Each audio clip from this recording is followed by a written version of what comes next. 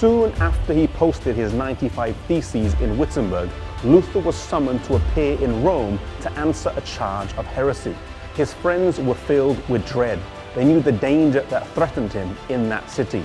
People remembered John Huss a century before, how he had been promised a safe passage and fair treatment, but he had been burned at the stake.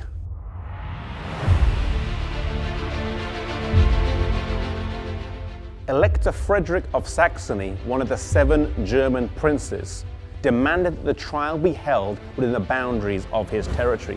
The Pope's legate was to hear the trial on his behalf, but before the trial could begin, the legate was charged to prosecute and constrain without delay, and to banish, curse, and excommunicate all of whatever rank in church or state who would not seize Luther and his adherents.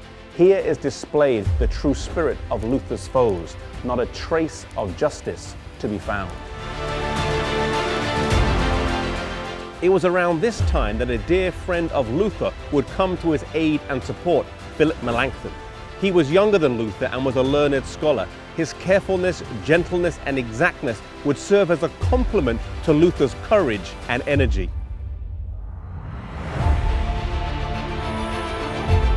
Augsburg had been set as the place of the trial, and whilst Luther was told not to attend by many of his friends who feared for his life, he was resolute about attending and made his way to Augsburg. At this point, Luther had not received an assurance of a safe passage, and his foes hoped that he would appear without one, but this he refused to do.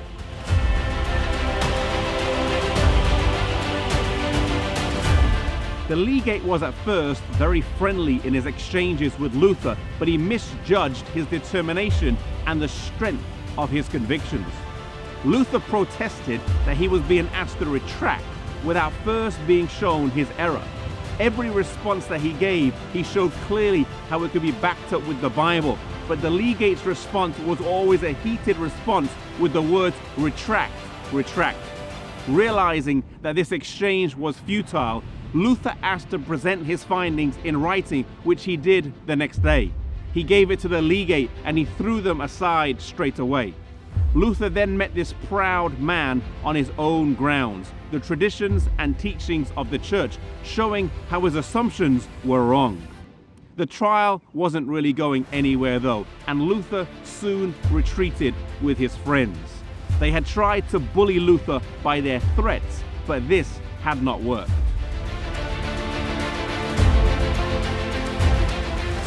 Luther's teachings and writings were spreading across Germany like wildfire, and eventually Rome resorted to a bull of excommunication. Luther was condemned along with his adherents, and they were given 60 days to either recant or be excommunicated. Normally, this would strike fear into the heart of anyone but not Luther.